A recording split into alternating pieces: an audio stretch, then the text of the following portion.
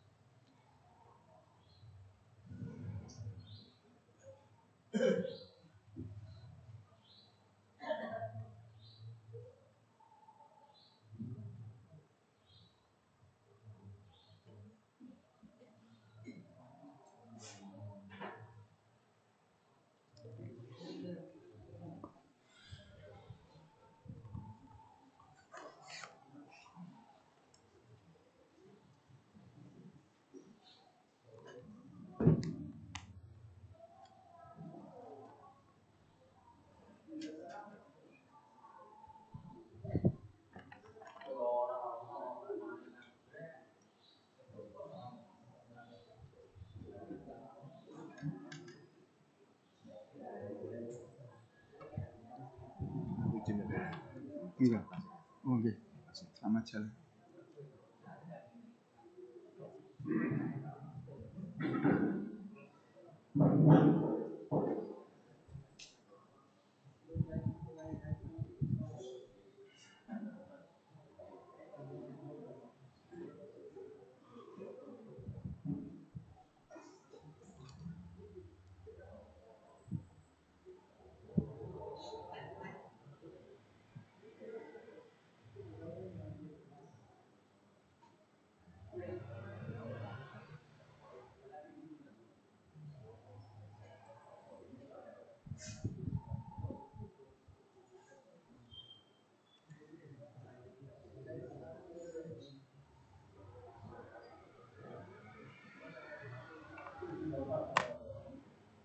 Assalamualaikum warahmatullahi wabarakatuh.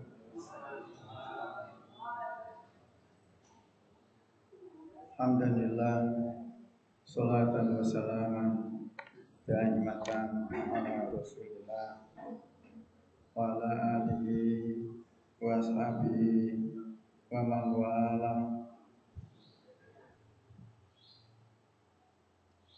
wa ba'da. Jamaah subuh rahmatullah, alhamdulillah.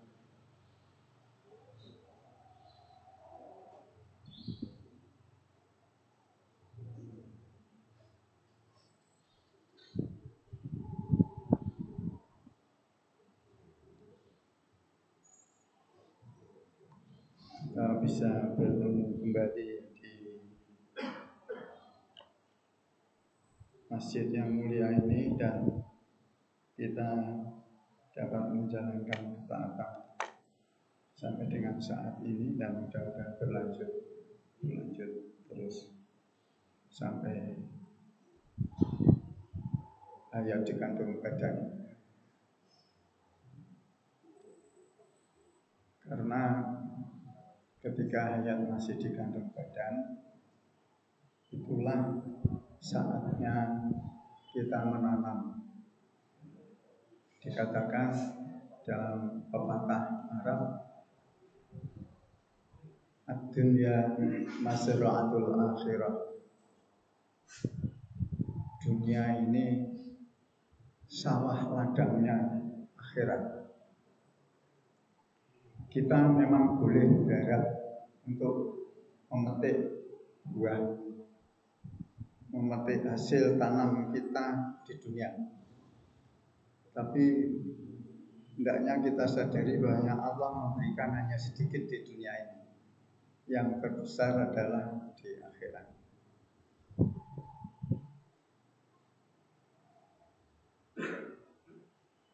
Unzur kaifa faddalna ba'dahum 'ala ba'd. Walal akhirata akbaru darajatin wa akbaru tafdila. Perhatikanlah dalam kehidupan dunia ini,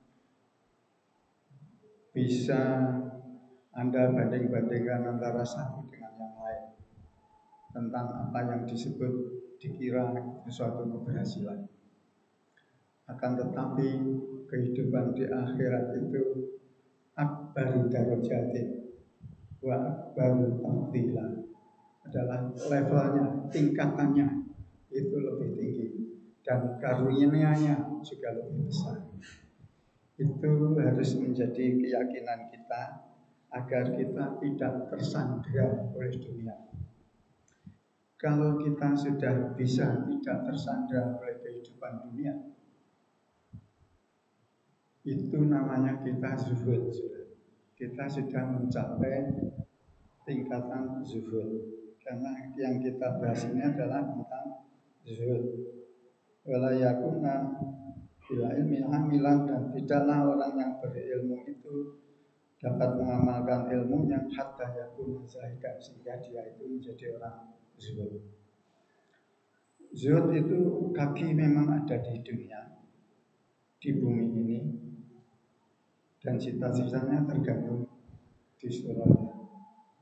Nasihat Arab lagi ya, semua kok Arab bapaknya. Nasihat Arab, kun himmatuka fis suraya wa rizquka fis saro. Gantungkanlah cita-citamu setinggi bintang suraya. Bintang suraya itu kalau di Indonesia gantinya menjadi berubah jadi bintang seroja. Bintang seroja itu lidah Indonesia ganti seroja. Nah, kalau yang seroja, kun himmatuka fis suraya, gantungkanlah cita-citamu setinggi bintang suraya. Warijluka fis saro, meskipun telapak kakimu melekat di bumi. Nah, jadi ini adalah nasihat supaya kalau kita mau membuat cita-cita atau meletakkan cita-cita hendaknya setinggi-tingginya. Karena nanti meskipun 50% itu sudah tinggi nanti, tapi kalau cita-citanya dibikin rendah, namanya cita-cita kan mimpi ya, mimpi yang tidak diwujudkan. Oke, itu sekedar untuk pengantarnya. Selanjutnya kita lihat bagian akhir dari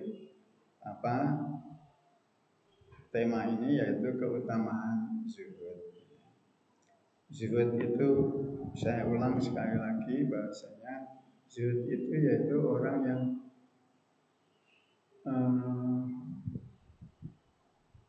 meninggalkan kesibukan dunia. Itu yang saya bilang, tidak tersandera oleh dunianya, tetapi orientasinya di akhirat. Kita orientasinya di akhirat, sehingga karena orientasi kita di akhirat, titik beratnya di akhirat, walal akhiratu khairul laka minal ula. Ula itu adalah dunia, bukan ulo. Ulo bisa Jawa itu. Nanti walal akhiratu khairul laka minal ulo. Dan jadi tidak begitu. Ula ika jadi ulo iko, ya kan? Ya. Jadi beda. Kita yang nguri-nguri budaya, tapi ya kita harus menghargai budaya yang lain. Jadi, oke. Yaitu kita berorientasi pada akhirat, sehingga semua yang kita lakukan di dunia, kalau dia menjadi hambatan untuk mencapai kebahagiaan di akhirat, tinggalkan. Beberapa saudara kita di sini, tidak usah nyebut saya namanya, jadi sudah melakukan itu, sudah praktek itu. Tinggalkan yang kira-kira ini nanti akan mengarah ke ya nistapa. Gitu. Nistapa itu kata halusnya dari neraka, gitu ya. Nistapa. Jadi maka diusahakan, karena dunia ini mazra'ahnya, tempat bertanamnya untuk akhirat. Tidak ada nanti menanam di akhirat, tidak ada. Begitu kita sudah meninggalkan dunia, tidak ada lagi. Medan ikhtiar itu sudah tidak ada, karena sudah tutup pakeliran kalau dalam dunia pewayangan itu. Sudah digulung, deboke ya wis digua, kelirnya digulung, jadi bubar sudah. Yang tinggal nanti amalnya, ini di bagian akhir nanti kita bicara tentang amal. Oke, jadi ada beberapa nasihat dari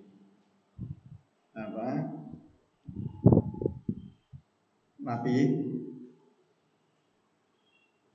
wa'anhu, itu maksudnya dari Sa'id Al-Khudri ya, di syarahnya. Wa'anhu ini adalah kembalinya pada Sa'id Al-Khudri. Saya bintang catatannya tidak nampak ya. Anna Rasulullah sallallahu alaihi wasallam qala inna dunya khulwatun hadiratun. Sesungguhnya dunia ini adalah manis. Hadiratun dan hijau. Maksud manis kok dicampur hijau ya. Jadi heran lah. Sesungguhnya dunia ini adalah khulwatun, manis. Enak ya, nikmat khulwatun. Tidak pahit. Maka kalau orang yang memandang dunia ini pahit, maka kemudian menempuh jalan lain yaitu dengan bunuh diri. Angka bunuh diri dulu di dunia ini yang tertinggi di Jepang. Sekarang pindah di Taiwan. Mudah-mudahan nggak pindah di negeri ini ya. Itu menunjukkan betapa rendahnya arahan daripada pemahaman terhadap arahan agama. Dan kalau agamanya rendah itu tentu yang salah lebih dulu adalah para ulamanya. Kenapa kok tidak bisa mengarahkan? Tapi kan sudah diterangkan oleh Ustaz Wahyudi beberapa hari lalu di bahwasanya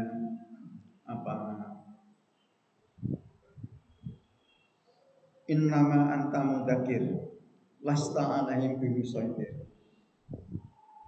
Sesungguhnya engkau hanya mengingatkan, tidak bisa engkau maksa supaya orang.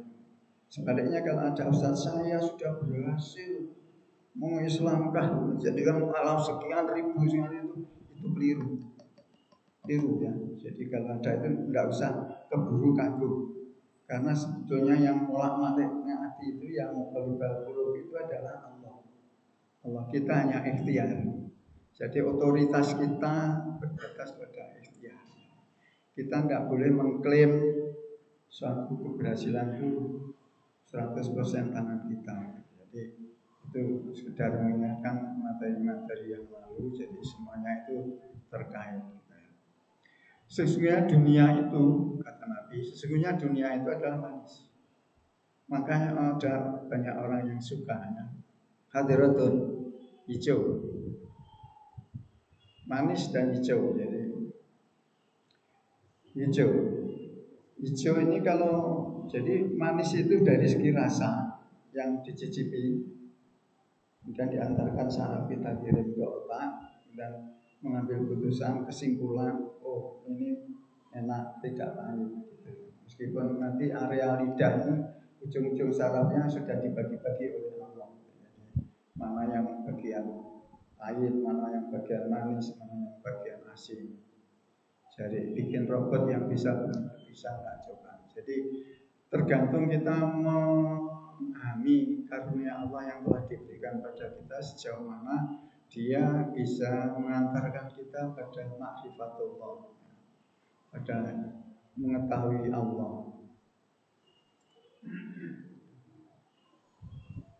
Secara empirik kita akan melihat hijau di sini, gambarnya hijau, warna hijau. Ini adalah imitasi, mengimitit. Jadi imitasi daripada dunia ini. Dunia ini hijau, Nabi yang bicara ini. Hadiratun, hijau. Coba lihat pesawat kalau masih di ketinggian gitu, yang sedang-sedang saja, lihat dari jendela hijau semua ya, hijau semua. Meskipun ada genteng merah, pasti kelihatan hijau semua. Begitu sudah ribuan, puluhan ribu kaki, lihat lagi hijau itu adalah berubah jadi biru. Oke. Kalau untuk membuktikan itu kan kita harus naik pesawat. Gak usah naik pesawat. Coba tatkala mendung bersih, awan itu bersih, pandanglah ke atas. Nanti warnanya tidak hijau tapi biru. Memang batas pandangan manusia itu dibatasi biru. Jadi semua biru. Jadi tidak silau kok tanaman-tanaman kok merah, terus langitnya jadi merah atau kuning atau apa, enggak, biru. Tapi ini bukan acara politik loh ya. Jadi biru. Jadi mana rupanya jarak pandang kita kalau sudah di luar batas kita itu kemudian berubah jadi biru, tidak hijau lagi. Dan kebetulan ternyata di surat Ar-Rahman itu ayat 64 mudhammatan, itu artinya adalah Allah itu menyajikan surga dengan warna hijau. Mudhammatan kalau kita buka di tafsir Jalalain itu artinya apa? Sawadul khudrat. Sawad itu dari sauda, aswad itu hitam. Hitam dan hijau, artinya hijau hitam-hitaman. Kalau diterjemahkan hijau tua. Oh ya, hijau tua. Jadi surga itu adalah hijau tua. Mudhammatan. Pak sebut kok swargo berat. Ya, ini biar jelas maksudnya. Informasi itu sudah ditebar oleh Allah sendiri dan oleh Rasulnya.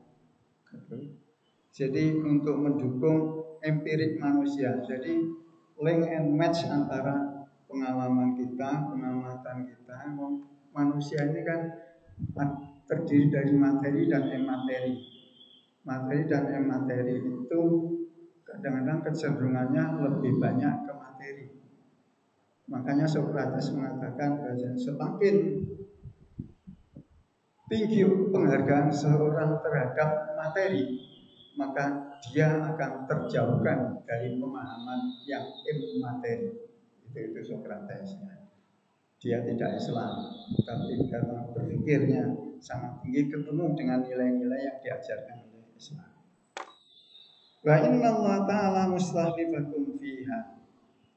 Dunia yang manis dan hijau ini, sesungguhnya Allah telah mengangkat engkau jadi khalifah di dalamnya, mustakhlifatu, dan telah diangkatlah siapa itu engkau semua fiha di dunia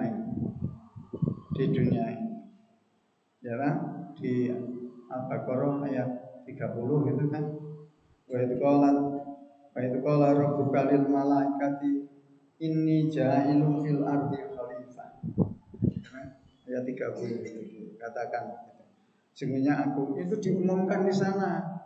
Di sini diulangi lagi oleh nabinya gitu. Jadi ini gandengan terus itu antara Quran dan hadis itu. Nah, inna Allah ta'ala mustakhlifakum, sesungguhnya Allah ta'ala tidak main-main. Sesungguhnya Allah ta'ala mustakhlifakum telah mengangkat engkau sekalian fiha di dalam di dunia ini, di bumi ini. Bayang dulu, tapi setelahnya diangkat bukan dibiarkan, akan dievaluasi oleh Allah. Ini kata-kata evaluasinya. Bayang dulu kaifa ta'lamun, kata ta'maluna. Maka kemudian yang dulu, yang ya ini adalah Allah. Ya ini Allah. Maka Allah akan menilai, melihat kaifa ta'malun, bagaimana yang engkau lakukan dalam kehidupan yang engkau jadi khalifah ini loh. Ini bagaimana, apa saja yang engkau lakukan. Fattaqud dunya wattaqun nisa. Setelahnya ini premis mayor, kemudian ini premis minornya, fattaqud dunya wattaqun nisa. Hendaknya engkau waspada. Bukan takwalah dengan dunia dan takwalah dengan wanita. Tidak ya. Itu takwa tapi wakoyaki itu menjaga. Aslinya itu asli dasar katanya dari wakoyaki. Wikoyatan. Jadi apa? Fattaqud dunya, hendaknya engkau waspada dengan dunia. Wattaqun nisa, dan hendaknya engkau waspada dengan wanita. Karena sebesar-besar fitnah itu adalah fitnah dunia dan fitnah wanita. Oke, ibu-ibu barangkali dengar ini ya. Jadi tadi saya lihat ada. Memang dalil-dalil itu harus dikumpulin semua, bicara tentang wanita ya wanita. Tapi ada juga apa disebutkan ad-dunya mata'un wa khairu mata'iha al-mar'atus shalihah. Dunia ini adalah kenikmatan. Hadis ini ya, bukan ayat Al-Qur'an, hadis. Dunia ini adalah kenikmatan dan sebaik-baik kenikmatan adalah wanita yang shalihah. Jadi kalau diwocok untuk satu hadis ini, hadis yang lain nggak diwocok, nanti kita menjadi tidak adil dalam memahami, kemudian tidak adil dalam berbuat. Nanti akhirnya di situ. Dan akhirnya salah karena Allah itu Maha Adil dan mengajak umatnya untuk supaya tetap menjaga keadilan. Wattaqud dunya, hendaknya engkau waspada dengan dunia, dijaga. Wattaqun nisa, dan juga jagalah wanita. Oke. Yang dunia ini memahaminya. Jadi di dunia ini kan dari perspektif agama hanya ada dua. Ada perintah dan ada larangan. Ada perintah dan ada larangan. Kita hendaknya taat pada perintah dan menjauhi pada larangan. Ketaatan kita pada larangan yaitu dengan cara menjauhi. Ketaatan pada perintah yaitu dengan jalan melaksanakan. Jelas ya. Itu terhadap dunia. Jadi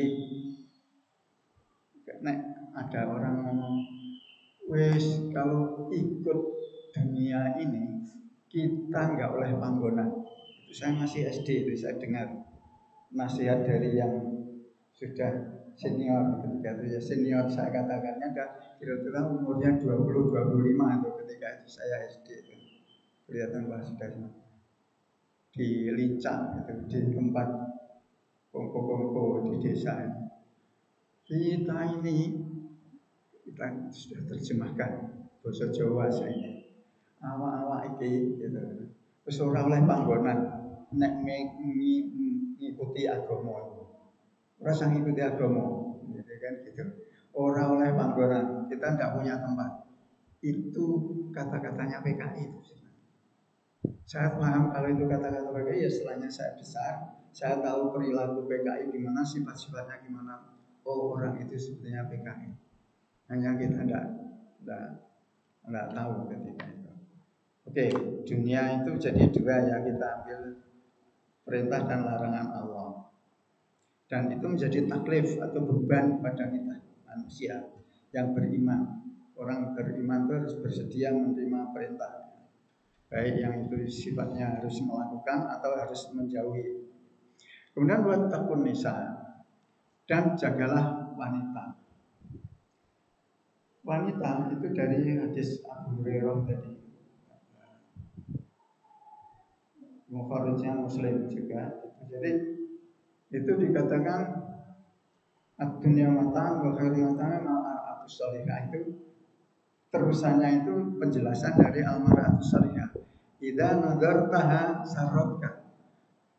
Wanita itu disebut shalihah, ciri-cirinya ada 3. Gampang, 3. Hadis itu, saya hanya ngepek hadis itu. Idza nadartaha sarratka. Kalau Anda melihat dia wanita, sarratka, engkau senang, menggembirakan. Dan wanita itu baik di rumah maupun yang di luar rumah ya. Jadi itu apabila dilihat menyenangkan. Itu wanita itu ada ciri 1 sudah terrugi. Wa idza amartaha atau atka, apabila engkau menyuruh, memerintahkan atau atka, memerintahkan yang baik tentunya, atau atka, dia mentaati kamu. Yang ketiga, wa idza hibta anka, apabila engkau dan istrimu berpisah, hibta, tidak nampak wujud badannya antara suami dan istri, maka hafizatka, dia akan menjaga dirimu, fi nafsiha wa malika, menjaga dirimu melalui dia menjaga dirinya dari diintervensi laki-laki lain, kenal cetawil-wilnya gitu, atau wa malika, dan menjaga hartamu. Jadi otoritas harta itu ada pada kepala keluarga. Di undang-undang perkawinan suami itu kepala keluarga, jadi dia otoritasnya lebih luas. Keluarga itu berarti extended family, bukan intended family, tapi extended family. Jadi yang di luar mencakup coveragenya adalah di luar bapak, ibu, anak, tapi sudah sampai ponakan, sampai nenek, sampai Oke. Kemudian apa yang harus dijaga pada wanita yang telah menjadi tanggung jawab kita? Hendaknya dia selalu bisa, kalau dipandang, menyenangkan. Itu nanti dampaknya pada tanggung jawab kita.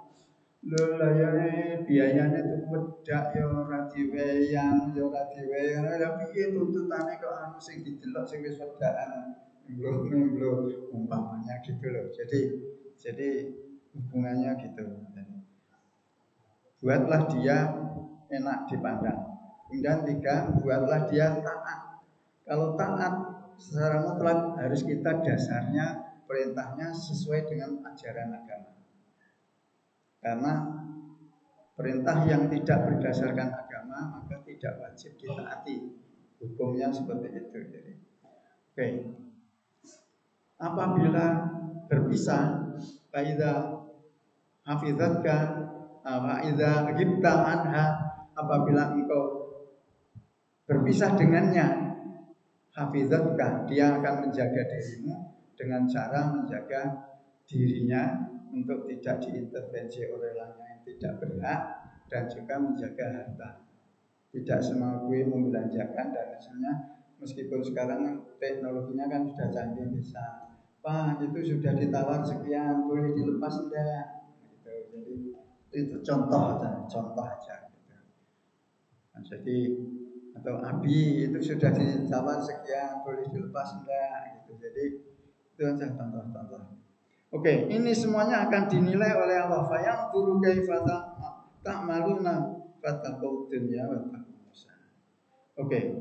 Jadi bagaimana penjabaran zuhud itu dalam kehidupan nyata, insya Allah akan kita teruskan pada bacaan hadis-hadis berikutnya di waktu yang akan datang. Oke. Mudah-mudahan ada guna dan faedahnya. Mari kita tutup dengan kafaratul majlis.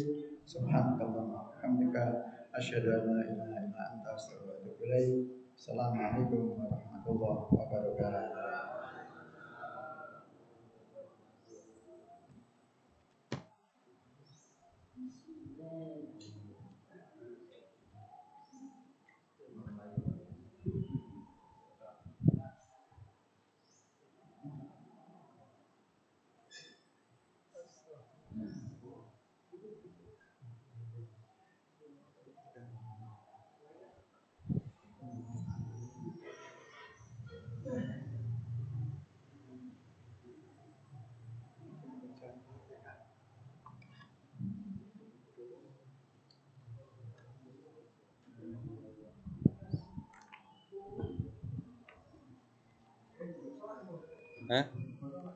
Apa? Cacat? Enggak lah. Jauh.